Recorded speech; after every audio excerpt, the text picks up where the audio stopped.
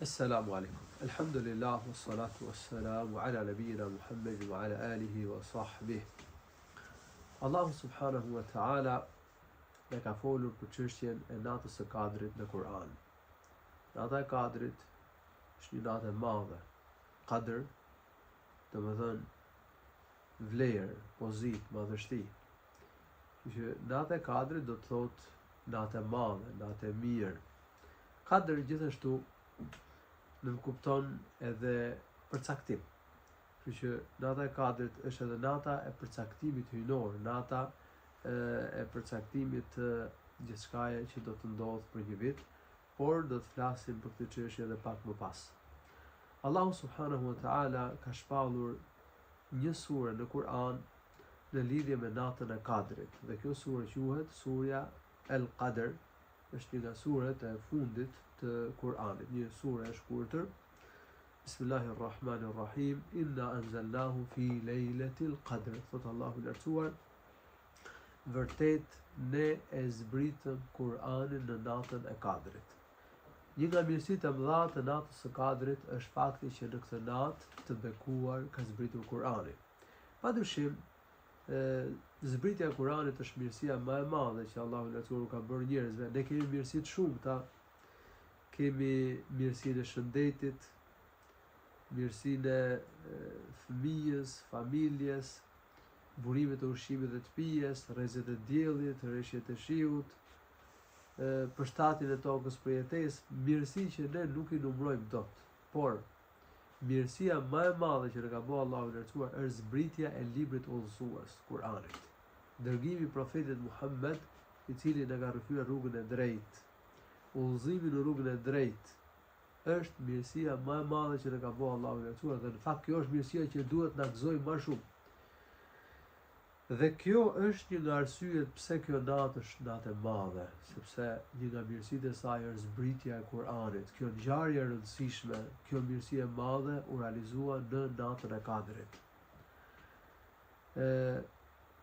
Ka treguar Abdullah ibn Abbas radhiyallahu anhu se Kur'ani ka zbritur një herësh nga Lauhul Mahfuz, që është një libër në qiellin e 7, në qiellin e kësaj bote.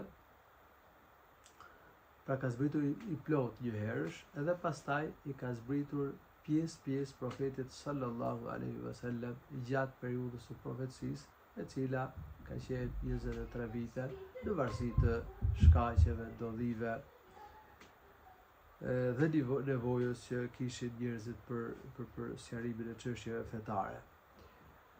Por çdo pjesë që Meleku Xhibrili ka sjell profetit sallallahu alaihi wasallam e ka dëgjuar nga Zoti i gjithësisë. Kështu që Kurani ka zbritur një herë nga Lauhul Mahfuz që edhe kësaj bote, mirë për çdo pjesë që Xhibrili ka sjell profetit, e ka sjell nga Allahu, e ka dëgjuar nga Allahu dhe i ka sjell profetit ton sallallahu alaihi wasallam. Dihet që pjesa e parë e Kuranit i zbriti profetit sallallahu alaihi wasallam në muajin e Ramazanit, në natën e Kadrit, kur profeti sallallahu alaihi wasallam ishte në shpellën Hira, në momentet kur ai u bë profet, kur erdhi për herë të parë Meleku Xhibril dhe ja këndoi profetit tonë sallallahu alaihi wasallam pjesën e parë që zbriti, që janë ajetet e para të surës Alaq, pra Iqra bismi rabbika alladhi khalaq, khalaqal insana min alaq, Iqra wa rabbuka al-akram, alladhi 'allama bil qalam, 'allama al-insana ma lam ya'lam. وما أدراك ما ليلة القدر. Allahu subhanahu wa ta'ala tregon madhështinë dhe vlerën e madhe të natës së Kadrit, duke thënë: e ç'ta tregoj ty se ç'është nata e Kadrit, pra se sa e madhe është nata e Kadrit, me këto fjalë Allahu i lartësuar tregon se nata e Kadrit është një natë e madhe. Ky stil tregon që ajo është një natë me vlerë të madhe. Lejletul Qadri khairun min alfi shahr. Nata e Kadrit është më e mirë se 1000 muaj. Më e mirë se 1000 muaj në ç'kuptim? Me kuptimin që ibadeti, adhurimi në natën e Kadrit është më i mirë se sa adhurimi në 1000 muaj në të cilët nuk ka natë kadri. Shpërblimi i adhurimit në natën e kadrit është më i mirë se sa shpërblimi i adhurimeve në 1000 muaj në të cilët nuk ka natë kadri. 1000 muaj janë prafërsisht 83 vite jetë. Pra kush arrin të bëj ibadet natën e kadrit, të falë namaz, të këndoj Kur'an, të bëj dhikr, të bëj istighfar, të çoj salavat për profetin, të bëj lutje, të jap sadaka. Këto janë disa lloje veprash të mira që mund t'i bëjmë në natën e kadrit. Kush arrin të bëj ibadet në natën e kadrit, të bëj vepra të mira në natën e kadrit, do ta ketë shpërblimin më mirë se sa ibadeti, se sa veprat e mira në 1000 muaj, pra në 83 vite jetë. Është mirësi e madhe. Dhe vetëm një njeri i privuar nga mirësia nuk arrin natën e kadrit. Se Allahu do të mirë për robin, ja mundson që të arrin natën e kadrit, që të bëj ibadet në natën e kadrit, që të fitoj sevapin, mirësinë e madhe të Allahut të lartësuar. I dërguar Allahu sallallahu alaihi wasallam ka thënë një hadith: "Fihi lejletun hiya khairu min alfi lejla, men hurima khairaha faqad hurim." Në natën në muajin Ramazanit është një natë e cila është më e mirë se 1000 muaj. Kush privohet nga mirësia e kësaj nate, ai është i privuar nga mirësia. Pra ai duke ka arritur mirësinë e madhe të Allahut subhanahu wa taala. Pra ka kohë që Allahu i lartësuar i ka veçuar. Dhe në këtë kohë Allahu i lartësuar zbret mirësi të madhe, bekon robët e tij. Duhet përpiqemi të shfrytëzojmë këtë kohë, të bëjmë ibadet Allahu subhanahu wa taala që të arrijmë mirësinë e madhe. Dhe elhamdulillah nata e kadrit është në 10 ditë të fundit. Ajo është në netët tek me mundësinë më të madhe. Ndër netët tek nata 27 është nata që është domethënë me mundësinë më të madhe për që natë e kadrit. Mirë po, ka pak mundësi që tjetë ndonjë natë tjetër teke, si nata 23, nata që vjen sonte, mund tjetë nata 25, nata 29, nata 21.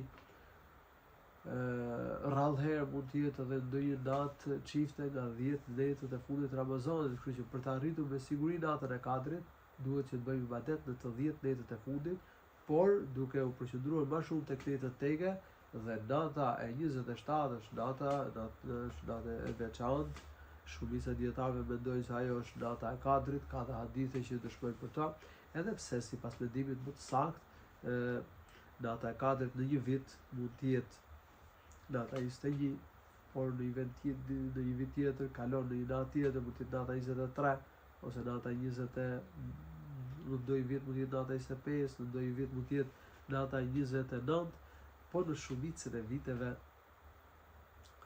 dhe në të shumtat e herëve nata e kadrit është nata 27, siç mësohet nga argumentet e shariatit dhe siç kanë shpjeguar dietarët e ummetit. Ndaj fillestarëve në fe mund të themi pa u thelluar shumë që nata 27 është, sepse ka ndodhur që profeti ka pyetur dikush një plak, njëri i dobët që nuk mund të bëjë ibadet, në vitet e fundit ka thënë nata 27. Muawiya radhiyallahu anhu ka treguar se profeti sallallahu alaihi wasallam ka thënë që nata e kadrit është nata 27. Ka dhe një hadith tjetër në cilin profeti sallallahu alaihi wasallam ka thënë shtojnë rëndësi natës 27. Profeti natën 27 ka bërë ibadet më shumë se sa netët e tjera, siç sillet një hadith se profeti natën 27 ka marrë edhe bashortet e tij dhe kanë falë namaz me xhamat, namazin e taravive me xhamat, pra dhe kanë falur shumë gjatë, më gjatë se sa netët e tjera. Të gjithë këto janë tregues që me mundësinë më të madhe nata 27 është nata e kadrit. Në natën e kadrit zbresin me shumicë me lajket në tokë. Allahu i lartësuar thotë: "Tanazzalu al-malaikatu war-ruhu fiha bi idhni rabbihim min kulli amr." në natën e 4 zbresin me lajket me shumicë në tokë. Folja tanazzalu tregon zbritje me shumicë. Dhe me lajket në natën e 4 në tokë zbresin me shumicë, zbret një numri madh me lajkesh. Ai sa profeti sallallahu alaihi wasallam ka treguar një hadith se numri me lajkeve në tokë në natën e 4 është më i madh se sa numri i gurëve. Numër shumë i madh.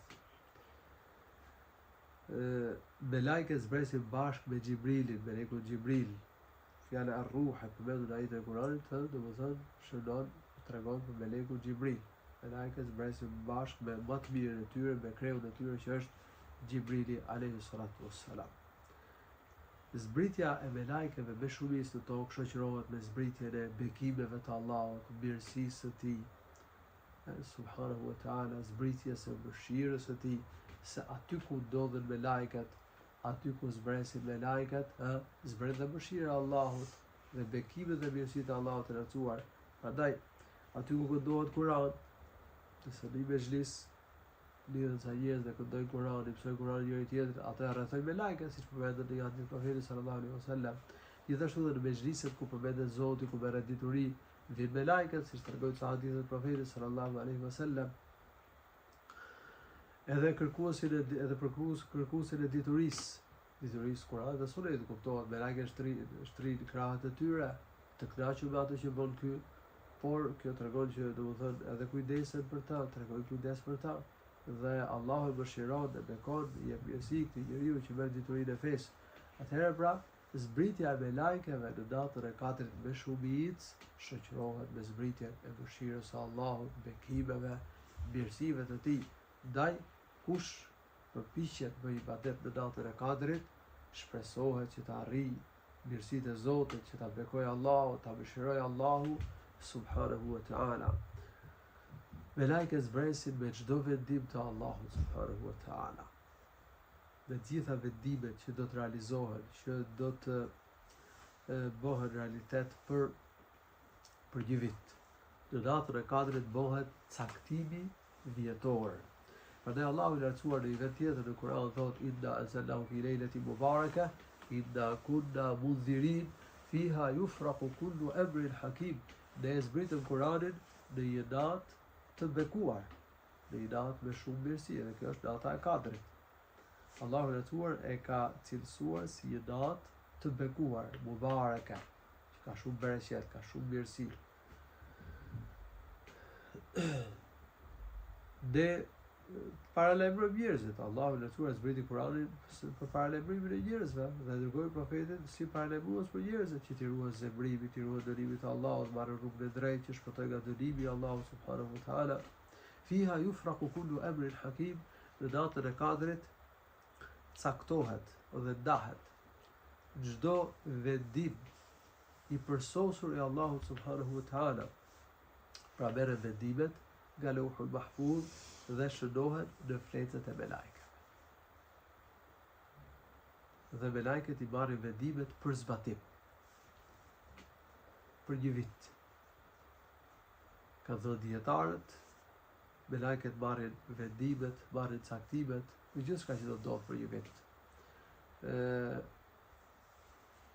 Për në lidhje me afatin e jetës, mjetet e jetesës, fatin, suksesin, kush do ketë sukses, kush do të dështoj, kush do të ketë lehtësim në çështjeve, kush bie në vështirësi, kush arrin mirësi, kush bie në mundim, në vështirësi, në sprovë, lindjet që do të jenë në këtë vit, vdekjet e tjera, pra gjithçka që ndodh për një vit.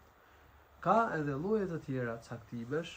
Allahu subhanahu wa taala ka përcaktuar gjithçka që do të ndodh para se të krijohej qielli dhe toka, 15.000 vite para se të krijohej qielli dhe toka. Është edhe përcaktimi që është bërë për gjithë njerëzimin kur u krijua Ademi alayhis salam. Përcaktimi që bëhet për çdo njeri kur i plotson 4 muaj në barkun e nënës, kur i plotson 120 ditë në barkun e nënës. Përcaktimi që bëhet për një vit në natën e 4, për një vit hënor, për cilin flasin dhe ajetet që i citova pak më përpara, është edhe caktimi ditor. Allahu i lartësuar në çdo ditë cakton vendos për çështje Selamun hiya hatta matla'il fajr. Data e katërt është paqe, është siguri, është shpëtim nga të ligat, nga të këqijat dhe nga dërimet deri në agimin e saj. Allahu subhanahu wa taala për shkak të ibadeteve, për shkak të veprave të mira që bëjnë besimtarët, sidomos në datën e katërt, i shpëton nga dërimi, i shpëton nga të ligat, i shpëton nga të këqijat. Shejtani nuk mundet që të ngacmoj, të dëmtoj në këtë datë bekuar, po kuptohet nuk mundet të dëmtoj dhe të ngacmoj njerëzit e mirë që besojnë në mirësinë e kësaj date, besojnë Allahun, besojnë ditën e gjykimit dhe përpiqen të arrijnë mirësitë e datës së katërt. Dhe kjo datë pra është paqe, është shpëtim nga të këqijat dhe nga të ligat deri në agimin e saj, siç e ka përmendur Allahu i Lartësuar. Kjo sure flet për mirësitë e datës së katërt. Profeti sallallahu alaihi wasallam ka thënë hadith: "Man qama lejlat al-qadr imanan wa ihtisaban, ghufira lahu ma taqaddama min dhanbi." Kush çohet dhe bën ibadet në datën e katërt, fa namaz në këtë datë me besim dhe duke shpresuar vetëm shpërblimin e Allahut të Lartësuar, atij i falet gjunahet e kaluara. Atëherë, për t'ju falur robit gjunahet, për të arritur mirësitë e shumta të datës së katërt, duhet që të ketë besim. Duhet që njeriu të besojë ditën e gjykimit, besojë se ka xhenet, se ka xhehenem, se ka një Zot që shpërblet, se premtimi i Allahut për mirësitë në datën e katërt është i vërtetë. Duhet që njeriu të ketë bindje, të ketë besim që të arrijë mirësitë e kësaj date. Nëse njeriu nuk ka bindje, nuk e beson që ka ditë gjykimi, ka ringjallje pas vdekjes, se njerëzit do të ndahen një pjesë për xhenet dhe një pjesë për zjarrin e xhehenemit, atëherë ai nuk i arrin mirësitë e datës së katërt, sepse profeti sallallahu alaihi wasallam ka përmendur këtë si përcaktim, si kusht në hadithin që e citova pak më përpara. Elus Allahu subhanahu wa taala që na mundsoj të arrijmë datën e katërt, na e lehtësoj të bëjmë ibadet, të falim namaz, të bëjmë Kur'an, të bëjmë lutje, të bëjmë dhikr, të bëjmë salavat, japim sadaka në këto net bekuara, sidomos në datën e katërt. Elus Allahu subhanahu wa taala që na i pranoj ibadetet, na i pranoj veprat, na i pranoj lutjet. Walhamdulillahi rabbil alamin, wa sallallahu wa sallam ala nabiyyina Muhammad.